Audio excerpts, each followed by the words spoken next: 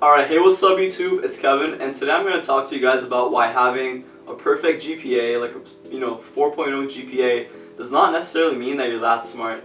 Alright, so first let me talk about why I'm making this video, and it's because it seems like in every single high school or in every single university, basically wherever you go, there's always that group of kids who just think they're better than everybody else because their GPA is like perfect, and they're the kind of kids that'll make fun of your IQ, like they think that's funny.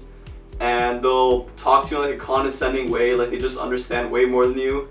And I know that every high school, like every place has these kind of people, but it really does get to some people. So this is what this video is here to address. So basically, why doesn't having a 4.0 GPA mean you're like necessarily always mean that you're that smart?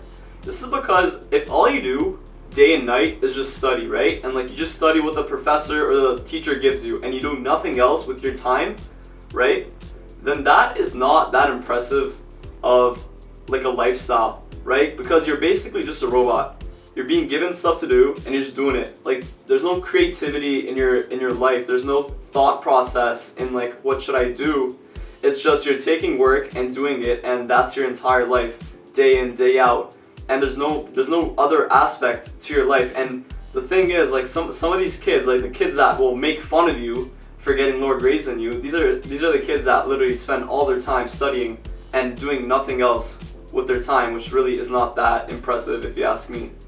Like truly being smart comes down to being able to like create something like that you think of, right? Like being able to think and innovate, that is called being smart, not memorizing a textbook, right? These are good academic skills and they're needed, right? Like I'm not saying that you don't need to do these, but like true brilliance is being able to connect a lot of things together and just innovate with that. So if all you're doing is just reading books day in and day out, then you're not thinking outside the box. You're not sparking creativity, and that is really what being smart is all about. And you also have different types of intelligence, right? You have your reasoning intelligence and you have your emotional intelligence.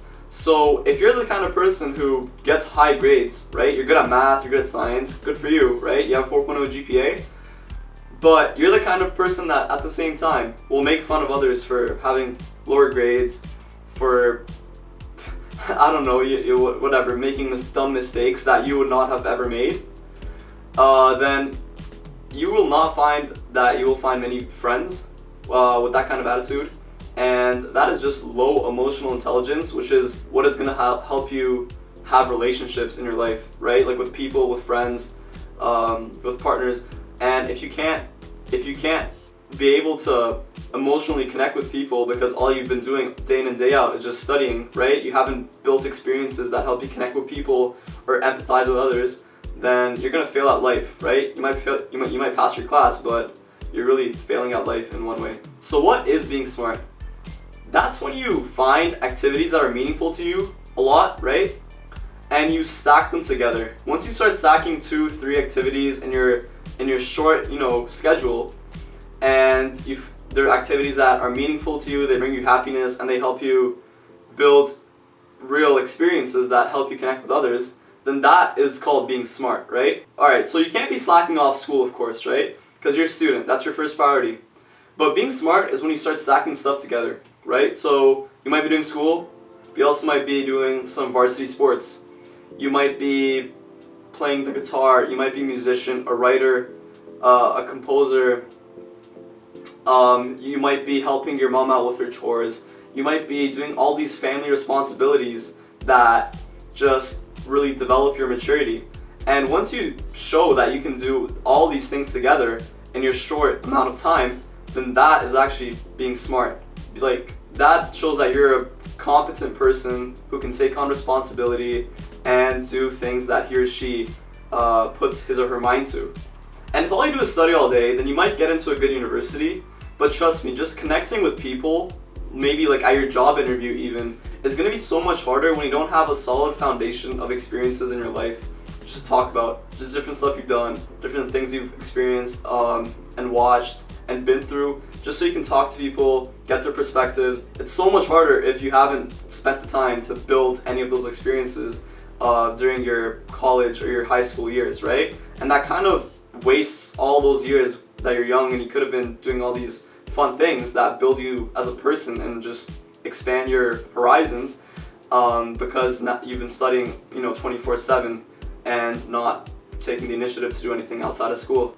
And yeah, guys, that's basically it, because honestly, I didn't even get into that whole debate on the kind of people who've been super successful in their fields who didn't necessarily graduate college or even go to college, right? Because you can find a million videos on that. I'm not here to talk about that. What I'm here to talk about is the kind of people who think they're on top of their game because they have 4.0s in all their classes, but in reality they're failing at every other aspect of their lives, and they claim that they're the smart kids and they act like they are as well. So that's what I'm here to address. If you like this video, of course, give it a thumbs up. And this is kind of like a more interesting topic, so I really want to hear what you guys have to say in the comments. Let me know if you don't agree with what I say, or if you do, and if you just want to add something, just comment that down. And follow me on Instagram. It's gonna be like here or here, one of these corners. And that's about it. So subscribe, new videos coming soon, and I'll see you guys later.